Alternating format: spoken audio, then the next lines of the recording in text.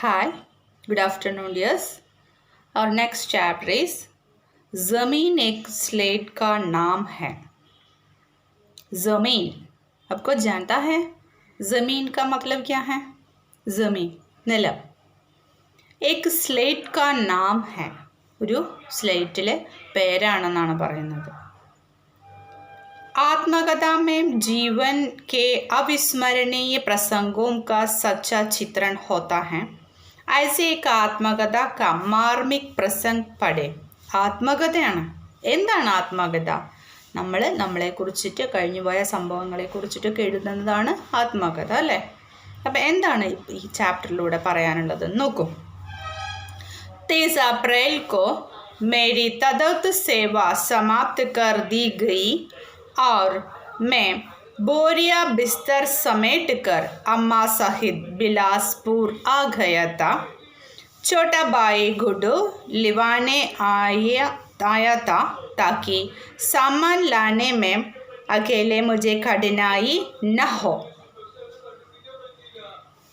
30 अप्रैल को April 13 Mary തദർത്ത് സേവ എൻ്റെ സേവനം പൂർത്തിയാക്കിക്കൊണ്ട്, അതായത് റിട്ടയർഡ് ആയിക്കൊണ്ട്, അല്ലെങ്കിൽ അതിൻ്റെ ആ ഒരു കാലാവധി തീർത്തുകൊണ്ട്, और मैं बोरिया बिस्तर എൻ്റെ ബെഡും കിടക്കുകയൊക്കെ എടുത്തിട്ട് അമ്മ സഹിത് അമ്മയും കൂട്ടിയിട്ട് ബിലാസ്പൂരിലേക്ക് വന്നു.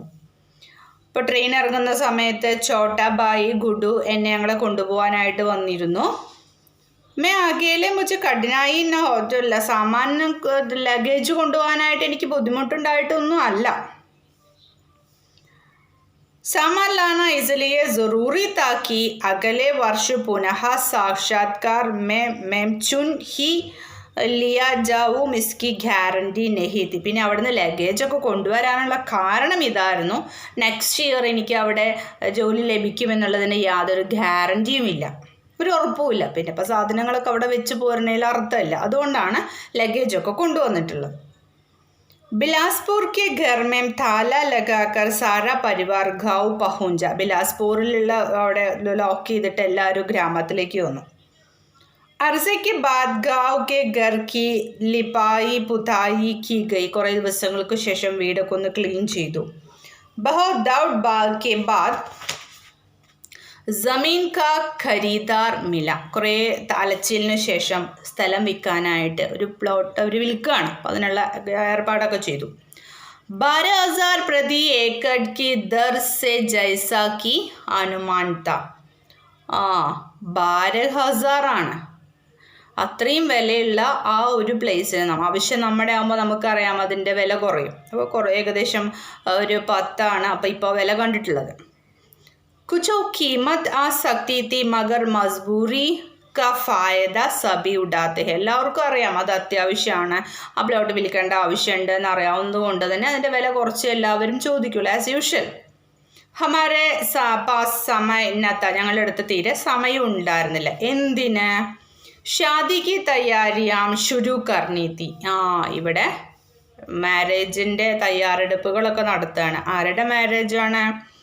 भविष्य निधि से भी कुछ 1000 रुपये पिताजी निकाल लाए थे. പ്രോവിഡൻറ്റ് ഫണ്ടിൽ നിന്ന്. ഭവിഷ്യനിധി എന്ന് പറഞ്ഞാൽ പ്രോവിഡൻറ്റ് ഫണ്ട്. അതിൽ നിന്ന് അച്ഛൻ കുറച്ച് ഒരു 1000 കുറച്ച് ആയിരങ്ങൾ അച്ഛൻ അതിൽ നിന്ന് കൊണ്ടുവന്നിരുന്നു, ചോദിച്ചു വെച്ചിരുന്നു. ദീദി ബഹുത് ഭാവുക് ഹോ ഗയി. അപ്പോൾ ചേച്ചിയുടെ മാരേജാണ്. ചേച്ചിയാണെങ്കിലോ വളരെ ഇൻട്രസ്റ്റഡ് ആണ്. ഒരു മാരേജൊക്കെ ഫിക്സ് ചെയ്ത് കഴിഞ്ഞപ്പോൾ ചേച്ചി നല്ല ആ ഒരു ഇൻട്രസ്റ്റിലാണ് നിൽക്കുന്നത്. ഒരുപാട് ആകാംക്ഷകളുണ്ട്. അവർ ബാദ് മേ റോ പടുത്തിയെത്തി. എത്രത്തോളം അവൾക്ക് സന്തോഷവും ആകാംക്ഷയും ഉണ്ടോ അതിനോടൊപ്പം തന്നെ വീട്ടിൽ നിന്ന് പോകുന്നതിനെ കുറിച്ച് ആലോചിച്ചിട്ട് അവൾ ഇടയ്ക്കിടയ്ക്ക് ഓരോ കാര്യങ്ങൾ പറയുമ്പോഴും കരച്ചിലും അവൾക്ക് ഉണ്ട്. മണ്ഡപ് ലഗാ ദിയാ ഗയ. മണ്ഡപമൊക്കെ ഓഡിറ്റോറിയമൊക്കെ ബുക്ക് ചെയ്തു. ഷാദിക്ക് കാർഡ് ഛപ് ഗയെ. ഇൻവിറ്റേഷൻ കാർഡ് പ്രിൻ്റ് ചെയ്തു. മെഹമാൻ ആനെ ലഗെ. ഗസ്റ്റൊക്കെ വരാൻ തുടങ്ങി. ഹൽദി തിൽ ചടാന ശുരു ഹോ ഗയ. അറിയാലോ ഹൽദി, ഇന്നത്തെ മാരേജ് ഫംഗ്ഷനിൽ നമുക്ക് തലേ ദിവസം കാണാൻ കഴിയും. മഞ്ഞളൊക്കെ വെച്ചിട്ടുള്ളൊരു ചെറിയൊരു അവരുടെ ഒരു ആചാരം. അതാണ് ഈ ഹൽദി. നമ്മുടെ നാട്ടിൽ നിന്നൊരു ഹൽദി ഒരു ഫേമസ് ആയൊരു ഭയങ്കര ആളുകൾ ചെയ്തു വന്നിരുന്ന ഒരു രീതിയായിട്ട് മാറിയിട്ടുണ്ട്. അത്രയും ഹൽദി തുടങ്ങി. हम सब व्यवस्था से संतुष्ट थे पर मन जैसे अभी से खाली खाली और उदास था. എല്ലാ കാര്യത്താലും വേറെ എല്ലാം ഓക്കെയാണ്, പക്ഷേ ആ സമയത്ത് മനസ്സിൽ ചെറിയൊരു സങ്കടമൊക്കെ ഉണ്ട്. जो उपस्थित था उसकी अनुपस्थिति सभी से दिल में घर कर गई थी. ആ ആളുകൾ വന്നും പോയിക്കൊണ്ടും ഇരിക്കുന്നുണ്ട്, പക്ഷെ വീട്ടിലെല്ലാവരും ഉണ്ടെങ്കിൽ കൂടി മനസ്സിൽ ഇപ്പോഴും ഭയങ്കര ടെൻഷനുണ്ട്. जिस दिन ज़मीन की रजिस्ट्री होनी थी उसके एक दिन पहले पिताजी ने मुझे अपने साथ खेत चलने को कहा. ഏത് ദിവസമാണോ രജിസ്ട്രേഷൻ നടക്കുന്നത് അതിനൊരു ദിവസം മുമ്പ് അച്ഛൻ്റെ കൂടെ ആ പ്ലേസിലേക്ക്, അവർ വിൽക്കുന്ന സ്ഥലത്തേക്ക് വരാനായിട്ട് അച്ഛൻ വിളിച്ചു.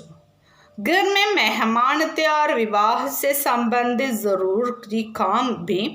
मैं इस अप्रत्याशित प्रस्ताव से कुछ चकित हुआ. ഒരു വീട്ടിൽ ഗസ്റ്റുകൾ ഇഷ്ടം പോലെ ഉണ്ട്, മാരേജുമായിട്ട് ബന്ധപ്പെട്ട് കുറേ കാര്യങ്ങൾ ചെയ്തു തീർക്കേണ്ടതുണ്ട്. അപ്പോൾ അച്ഛൻ്റെ പ്രതീക്ഷിതമല്ലാത്ത ഒരു വിളി ഞാനൊന്ന് ആശ്ചര്യപ്പെട്ടു പോയി.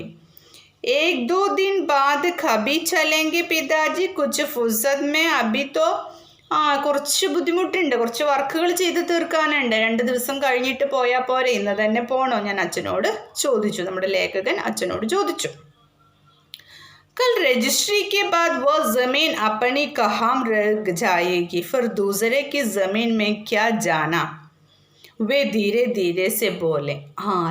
അച്ഛൻ്റെ മറുപടി എന്തായിരുന്നു എന്ന് കേൾക്കണ്ടേ. 2 ദിവസം കഴിഞ്ഞാൽ, അല്ലെങ്കിൽ നാളെയാണ് രജിസ്ട്രേഷൻ. നാളെ രജിസ്ട്രേഷൻ നടക്കുകയാണ്. അതുവരെ ആ ഭൂമി നമ്മുടെ സ്വന്തമായിട്ടുള്ളൂ. രജിസ്ട്രേഷന് ശേഷം മറ്റാരുടെയോ സ്ഥലമാണത്. നാളത്തെ കഴിഞ്ഞാൽ അത് മറ്റാരുടേതായി തീരും. പിന്നെ നമ്മൾ എന്തിനാ 2 ദിവസം കഴിഞ്ഞിട്ട് പോകുന്നത്? വേറെ ആരുടെയെങ്കിലും സ്ഥലം കാണാനാണോ പോകുന്നത്? അച്ഛൻ വളരെ പതുക്കെയായിട്ട് പറഞ്ഞു. ഈ വാക്യ മുझे आहत कर गया. ഈ അച്ഛൻ്റെ വാക്കുകൾ എനിക്ക് വളരെയധികം വേദന ഉളവാക്കി. ഉൻകി പീഡ മേ സമജ് രഹാ താ. അച്ഛൻ്റെ വേദന ഞാൻ ശരിക്കും മനസ്സിലാക്കി. കാരണം അച്ഛൻ എന്താണ് കരുതുന്നത്, ആ അച്ഛന് വിൽക്കേണ്ട ആ ഒരു സ്ഥിതി വന്നിരിക്കുകയാണ്. അച്ഛൻ സ്ഥലം വിൽക്കുകയാണ്, സമ്മതിച്ചു, സ്ഥലം വിൽക്കുകയാണ്. പക്ഷെ ആ വിൽക്കേണ്ട ആ സ്ഥിതി അത് അച്ഛൻ എത്തിച്ചേർന്നത് അത് വളരെ വേദനാജനകം തന്നെയാണ് അദ്ദേഹത്തെ സംബന്ധിച്ചിടത്തോളം.